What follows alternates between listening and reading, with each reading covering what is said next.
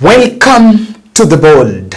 I have been following our story of the week, which is the Agriculture CS impeachment motion that is now in a very critical stage. LINTURI is actually in the edge. 11-member committee that was selected in the National Assembly to probe this matter further in the select committee had its sitting in the second day. And after Jack Wamboka, Bumula Member of Parliament, who is the mover of this impeachment motion, made his presentation on day one yesterday, it was the turn for Waziri to defend himself. And I think I can address LINTURI without fear of contradiction.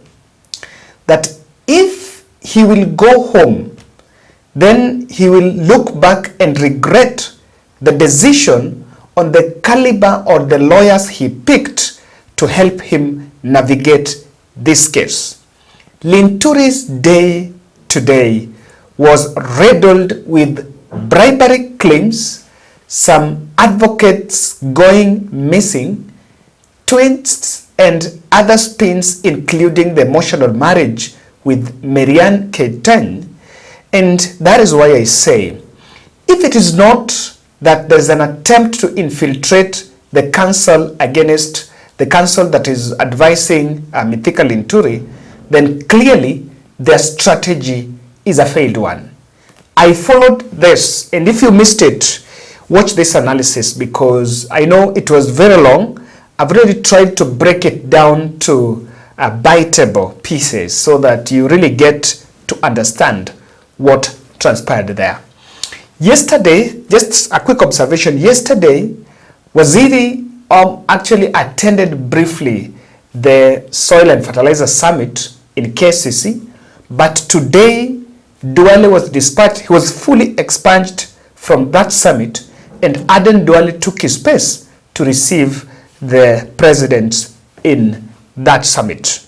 LINTURI, when he was called to put up his defense, came up a man with all complaints and of course emotionally dragging that marriage with Marian Ketan. And I just want to play you a snippet of this. Tell the committee how it felt to be accused on TV headlines, newspaper headlines, falsely as a rapist. Just a brief answer. How did they feel as a father, as an honorable member of parliament, to be subjected to TV, camera screens, newspaper headlines that you are a rapist? Chair, there cannot be any other embarrassing situation like finding yourself on TV. Honorable CS, Senior Counsel, have a point of order? Or? Well, my lady, you have to guide us. The committee has to guide us to what extent we can be involved in matters of relationship of the cabinet secretary with a specific woman or with women. Your Honor, it is my case. I told you yesterday, I have really refrained from engaging my senior on these interjections. It is my case. If the way I do it doesn't persuade the tribunal, if I'm delving on irrelevancies, it is my risk. He's a learned counsel, very eminent learned counsel. He knows, and he knows what he's doing is not right. Let me be protected to prosecute my case. If I fail, I have previously failed in many other cases. This will just be enough. Members of committees, I was kicked out because of the support of that administration from my own house. For 6 years. House and spent money to build, and then I could not. People are given protection to occupy my house forcefully because is nothing we could do. But the only mistake we undone was to support a candidate for president who did not find favor with that administration. My colleague Frank yesterday really tried to break it down. Let me just take you briefly through what's happening. You can see a lot of family politics and money playing out. I think we decided to narrow it down yesterday. And number one, you will realize that Marian Keitany was working in the office of the Deputy President William Ruto by then. And that is the time, and even the time Mithika Linturi fell out with Jubilee administration, he went to the side of William Ruto, and that time William Ruto was against Uhuru Kenyatta. One of the companies implicated in this scandal is owned by Marian Keitany family, brother. But what is a bit shocking also is how, because Mithika Linturi Waziri, the agriculture CS and the former divorced wife, Marian, they divorced. So they don't see eye to eye. But what the investigators are also puzzled is Waziri gave a tender to a brother of the former wife whom they divorced. And what is showing clearly that maybe after that divorce, they still maintained a relationship between Waziri and the brother to Marian. And it's back and forth. That is just a snippet of it. I think if you missed that video, you'll check out that video, a video that Frank did here yesterday. Now, so he brought it up. But you'll really see that in another defense line, Linturi, in questioning, he comes out as just a man blaming all other factors. If it's not blaming lawyers, he's blaming the media for publishing the reports. He's blaming everyone about this case. And it seems to be just going to the periphery of the case, just trying to find who to blame, who to put a portion of blame to. And you realize that is someone who is just escaping what should be really be the point here. Listen to this interesting part of cross-examining with veteran lawyer Khaminwa. You have complained about against the media, Kenyan media. You have complained about fake academic papers and etc. And all sorts of things. Now, just to remind you again, this Bachelor of Laws degree that you said, the matter was challenged in court. Is that also? That's your creation.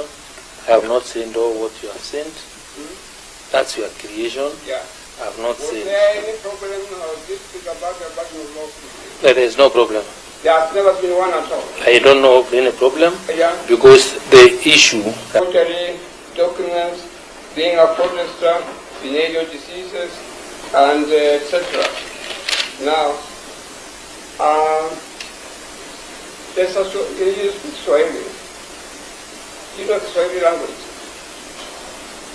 You know the Swahili language. Can you speak I speak Swahili, but I would choose to speak English. No, I'm saying you know the Swahili language. I want to put to you something in Kiswahili. You know the Swahili language, don't you? If I'm able to respond in Kiswahili, Yes. I will. Yes. But if I do not, then I opt to give an answer once it is sent. There is a Swahili saying, ambako kuna moshi, kuna moto. You can hear. Have you heard of that? You know, that's the perception you're trying to create. Yes. And What I'm saying I am not unbelievable. all these complaints you are making against the press, all these complaints you're making against your ex-wife, and all complaints you are making against against some other people and so on. There must be some kind of truth. I did not make any complaint. Remember, I was answering to a motion that is before this House, and I attached the evidence to show that those issues or the matters cited in the motion are matters that have been discussed and determined in court. Let me now move on to another area. You remember you heard that something had gone wrong in your ministry, in that what was produced as, well, probably let me put it this way, just to make things easier for you. When you heard that things had gone wrong in the ministry, you convened some meetings, didn't you? When I heard, Yeah, that something had gone wrong in the ministry. I did not hear of anything wrong that has gone in the ministry. That there was fake fertilizer. When you heard it, there was fake fertilizer. Yeah, that had been sold and so on. I did not convene any meeting. You didn't convene any meeting? Yes, I didn't say I convened any meeting. Yeah. Did you take any steps in the matter? What I want to put... Just to answer my question, for Cabinet Secretary, I put it to you. Look at me in my eyes. 149 members, look at me in my face. 149 members of Parliament voted against you, that you had not done your job properly. I don't think it's proper, because the motion that was before the National Assembly was not about my competence, or whether or nor was it about no confidence, but was a motion to determine whether the mover of the motion and acquired the requisite numbers required by the Constitution to form this committee to investigate this matter. So that is not the position. Cabinet Secretary, I put it to you, there is an outcry in the whole country, particularly in the farming community, that you have been very ineffective and you should actually go back home. That can only be an imagination in your mind.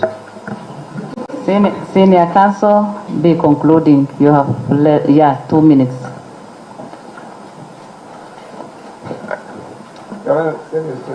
My learned friend, Asha, would like to say one or two things.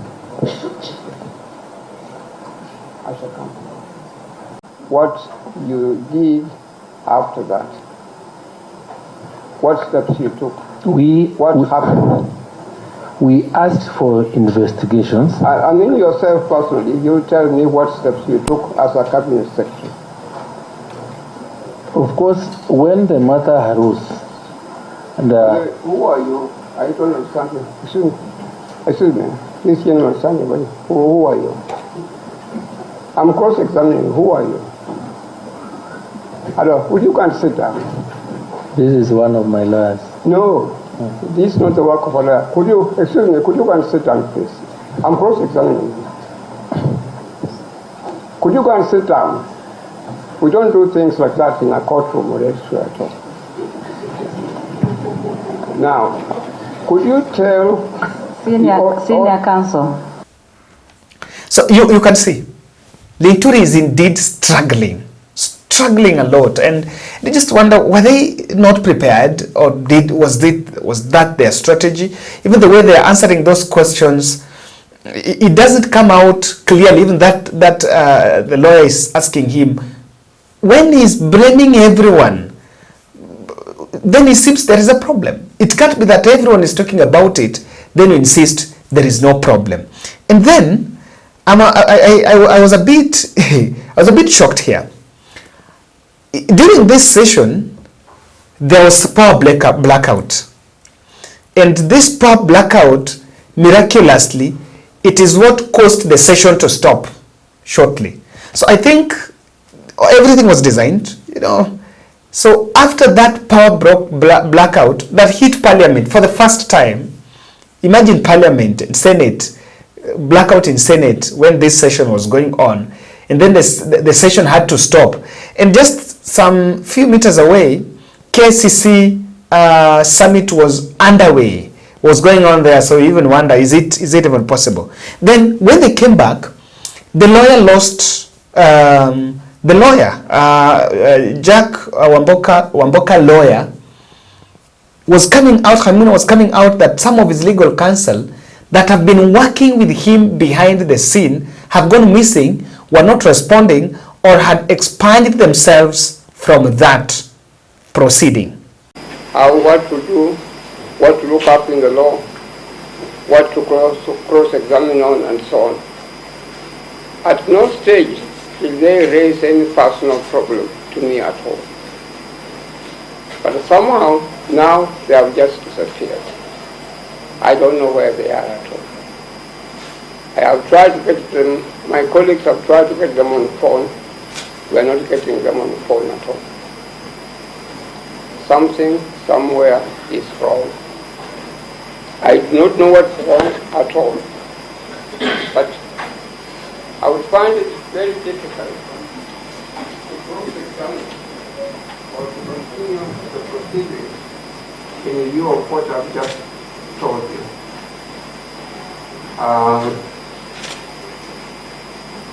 I've lived in this country for 88 years. I've been at the bar for slightly more than 50 years. During the regime of Oduor Kenyan, during the regime of Daniel Rockman, during the regime of Mike Bati, Uhuru, and so on. I've seen it all during these years, both in Kenya, in Uganda, and Tanzania. Things happen. I don't want to say anything has gone wrong. I'm hoping that nothing has gone wrong, which will embarrass everybody. But I'm asking you that you have done this much. Human life is precious. Let me find out what has happened to my colleagues. Are they still breathing? I can't believe that they have run away from me at all. At no time these young people, if they complain anything or say to me that Khaminwa were not happy about that. And then he had to take the mantle. Even though that came as a bit of a blow, because probably I want to believe that the advocates that he's mentioning that went missing were probably part of the team, that part of the backroom team that was supporting him so that he can put up a very strong examination. He can do a very strong examination on Waziri. And then was even calling, let's even stop it a bit so that we find out what has happened. Because they're saying in such cases, it's not just normal. And even though no reports have been made of anyone gone missing or someone disappearing, but it shows you the way things are a bit not very easy. Now guys, from that committee sitting, I've narrowed down three probabilities, three observations from what LINTURI is. Number one, the decision by his lawyer to put up, to drag in the family and all the other conspiracies around the case, probably it was a strategy they designed to try to dissolve the substance of the case. Remember, this is a quasi judicial, so they don't look at much of the technicalities. But then that means that Waziri did not have substance in his defense. And what was a serious matter touching on his ministry was reduced to a family feud. And they kept on repeating about this family. It's not very easy. And why he dragged it, he cannot put up a defense. I did not see him trying to put up a defense disassociate his position as a minister with this scandal. Because remember, that is what is in question. No one is probing whether they were dating or married to so and so. Whatever is in question now is, Waziri, you are paid by taxpayers' money. You took an oath of service. So you are a public servant. There is responsibility that is bestowed in your office as a minister. In your position as the Minister of Agriculture, did you abet? Did you know that ignore? Was it negligence?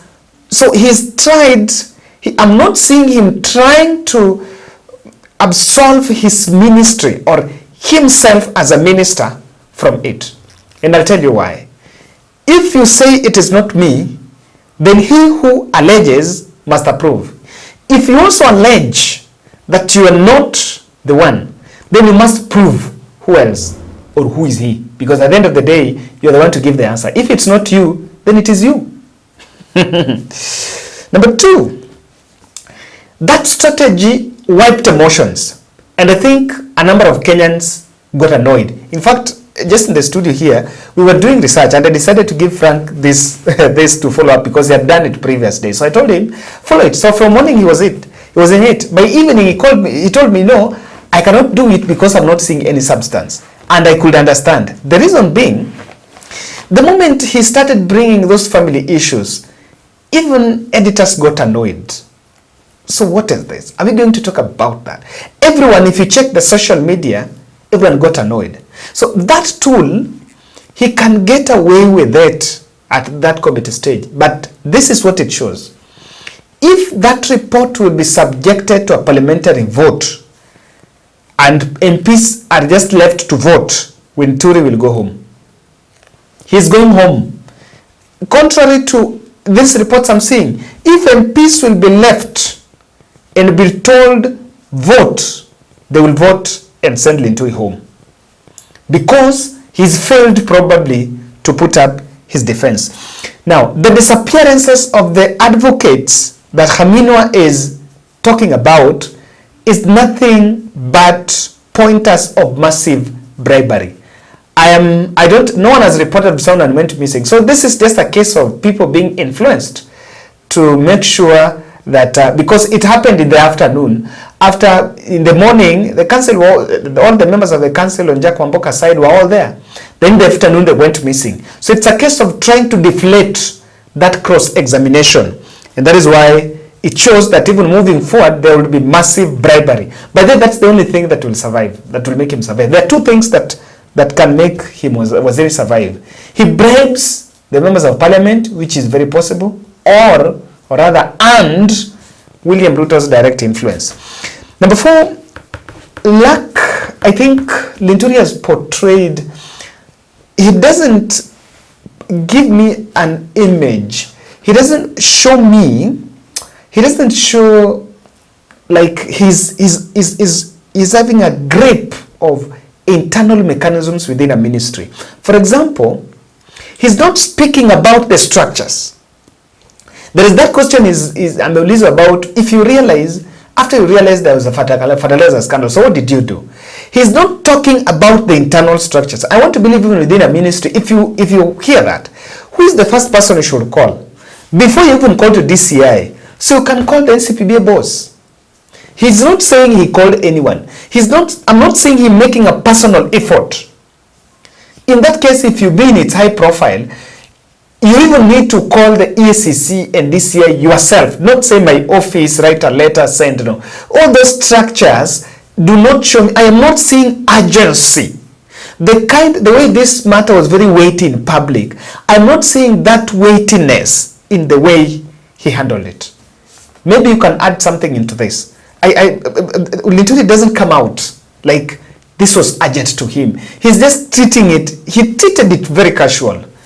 And this confirms some of the things that Frank was saying yesterday about the fact that there's no way tenders were given to someone who was a relative to your ex-wife, and that your ex-wife worked for that your ex-wife worked actually for the former, for the president by then, And this case has been dragging even the State House corridor. So it's a matter of wait and see. Day 3 is tomorrow.